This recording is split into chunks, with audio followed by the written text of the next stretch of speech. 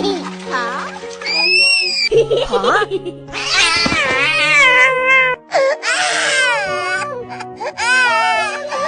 stupid, useless cat. You lost my fish. Get out of my sight. Now.